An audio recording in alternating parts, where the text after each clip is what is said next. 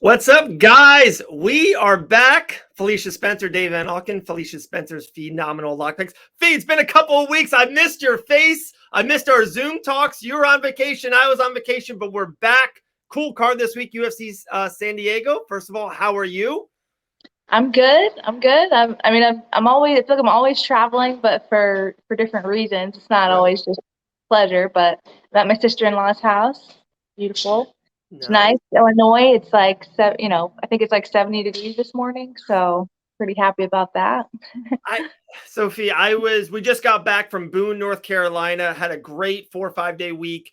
And it's still like during the middle of the day, it's 80, 85, stuff of that nature. But when you wake up and when you go to bed, like you said, it's like 74 and it's like crisp. It's not cold, but it's so nice. I'm like, man, I understand this thing. Like people always say, like move into God's country or move into the mountains.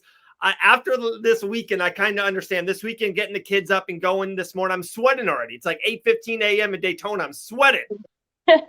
Yeah, it's a mess. Till November. We'll have to deal with it. Dude, your lock pick this past week, Brian Battle with one of the statement fights of the year. I feel happy for him. His name is everywhere right now. Head kick knockout a minute into the fight. Had to feel good to get that lock pick. We got to get an upset. We got to get a phenomenal pick on this card. I'm ready for this week to get that train going once again.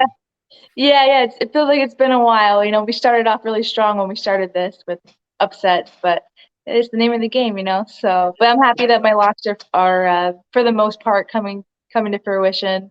Yeah, Brian Battle.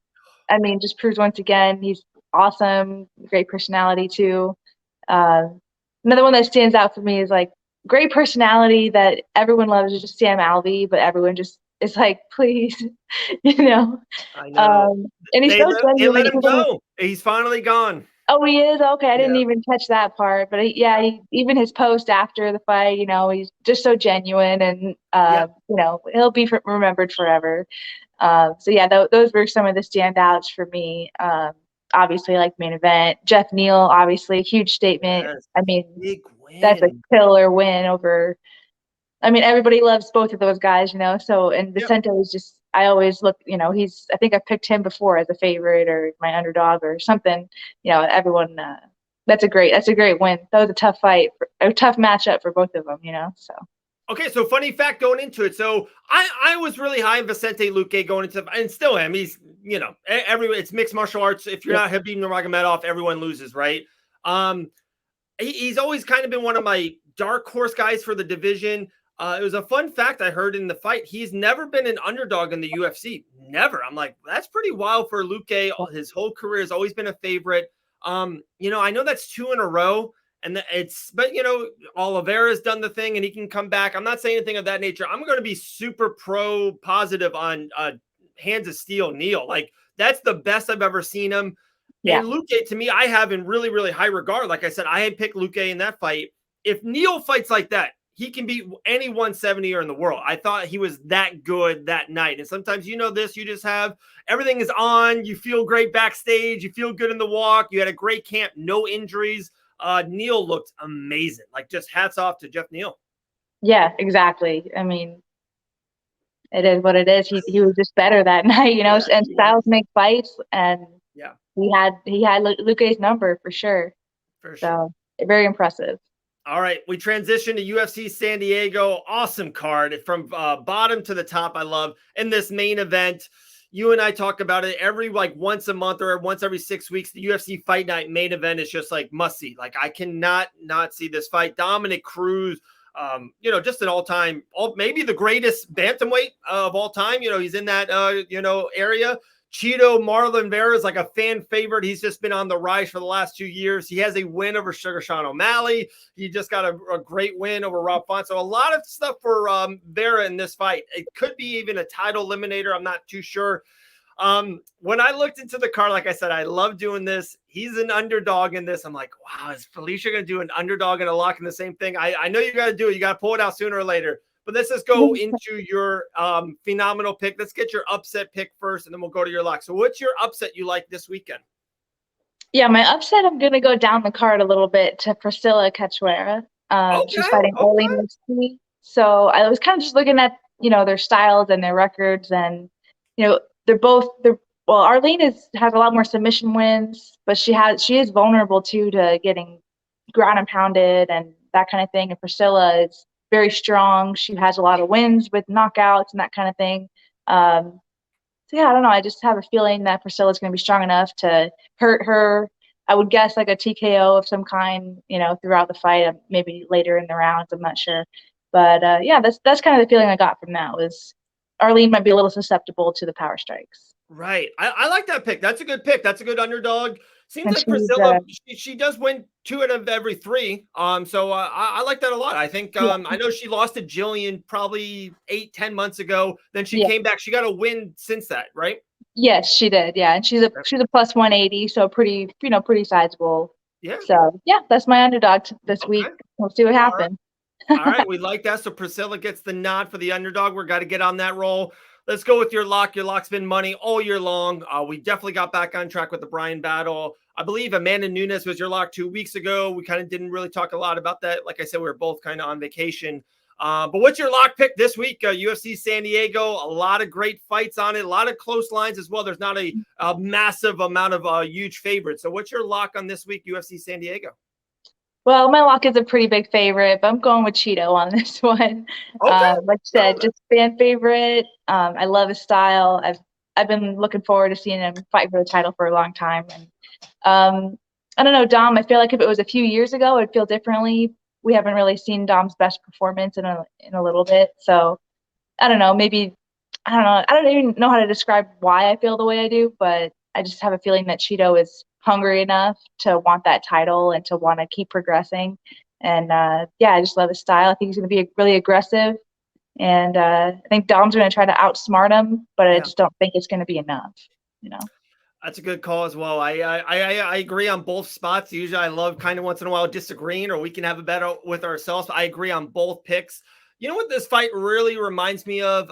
Probably same thing 8-10 months ago when Miesha Tate fought Caitlin Vieira, who now Caitlin Vieira is getting a lot of maybe title opportunities, and that chatter is up there. It's kind of like this new lion, so close from a title shot, very ascendant. And then Miesha Tate and Dom, who are just 2 legends of the sport, have done it, been there, they've been champion. Now they're kind of like in a little bit of a comeback. Let's just be honest, they're probably on the last 9 of their career. They're probably in the last couple of fights of their career. And it's tough. Like, I can see Dom fight other guys in the top 10 or 15 that he can do, well against and maybe do very well against. But a guy like Cheeto, who's so violent and is just such on a great run. He seems like he's in the pinnacle of his career. And I think it's going to be a tough matchup for Dom. I really do. Yeah, everything he said is right. So I think it's a tough one. All right, so that's the end of the show. Felicia, but it's a good reminiscent of the Tate fight, and I mean we see it often, even when like Izzy fought Silva, like it's the same story. It's just how they help build the name too. More people are going to know who Marlon Vera is after this weekend. So very true, very true. There we go. That's a bow on UFC San Diego. You just mentioned Israel Adesanya, so we'll kind of end with that. During both of our trips, that fight was made. UFC 281 main event, New York City, Madison Square Garden.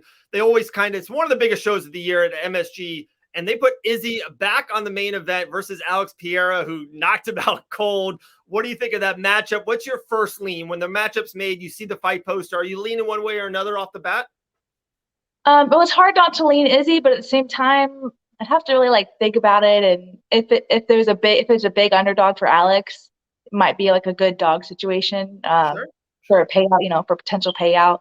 I love that fight though. I know it's kind of like, I don't know if Alex hasn't fought as much in the UFC, blah, blah, blah, but that's how it works out in this sport sometimes, can't hate him for taking the opportunity. So, I did the same thing, so you really can't hate him. Yeah, you get the phone call, you say yes or no. It's up to you. It's not really like anything that he did. So I think that's a really exciting fight. One of the best storylines that they can make for that division right now. So love it. When is that? November? Yeah, November 10th, I believe, MSG in New York City. 2 things I'm going to kind of run with that you said. One was the opportunity kind of process and theory. Brock Lesnar and Bo Nickel and Alex Pereira, no one understands they get these opportunities because of all the years they've done in the past. Bo Nickel is one of the best amateur wrestlers ever, Penn State, national champion, all this stuff, almost went to the Olympics. And Alex Pereira is known as one of the best kickboxers ever, like, top 5, top 7 kickboxer of all time. So it's not like he just is a guy off the street and had no lineage behind him and no history behind him. And let's just be honest, he beat Israel Adesanya not once, but twice. So I just feel like, there's definitely a process of why he got this kind of the golden road, if you want to say a little bit. Absolutely. Absolutely right. And then the other side of this, Israel Adesanya to me is I have him on such high regard. I know Usman gets a lot of P for P talks, and Alex Volkanovski, who I love as well. I sometimes watching Izzy, I think there's just no one better. When Izzy at his absolute pinnacle, what he did to Paulo Costa, and Costa was such a machine, and he defeated him so easy and quick. I have such high regard for Izzy, and I love that he lost to Pereira twice. He has like a bone to pick. I feel like we're going to see the best Israel Adesanya, so I'm really looking forward to it. My first instant lean is Israel Adesanya. He's just been there before, main events before, numerous of rivals. This is going to be great. Like the embedded, them two like walking around New York City, it's going to be amazing. There's going to be a lot of, really, really vitriol stuff coming from both guys. So I can't wait. Like that's going to be phenomenal. Yeah. And at the same time, this is probably one of the most motivated fight camps we'll have in a long time, because there's so much like just animosity and like, he needs to avenge his losses, kind of, even though he's the champ and he hasn't lost in MMA to him. But at the same time, maybe that emotion that might play negatively for him too, because he might feel the need to change something or be different, or just, when you fight emotionally, you get tense a little bit. So he might feel a lot more pressure. So it's kind of weird. Like he's going to really want to take him out, but at the same time, it's going to be, I think we're going to see a little bit different, so I don't know. I agree. Next week, UFC 279, Usman, Leon Edwards in the main event. Really nice stacked pay-per-view card. And then that New York show is like, there's rumor, it's going to be Poirier and Chandler's going to be on it. There's rumors of maybe Yuri Prohazic versus the Glover rematch. Glover's last fight, kind of in his home corner of New York City. That might be really cool. We might see Patty the Batty on that card. So I can't wait. We have a lot of really cool stuff to look forward to. But, with a little tunnel vision, we got Priscilla with your phenomenal pick. We got Cheeto Vera with your lock pick in the main event. Thea, I love it. I'm looking forward to it. I think it's going to be a good week. There we go. All right, guys. Felicia Spencer, Dave Van Auken. We'll talk to you guys soon.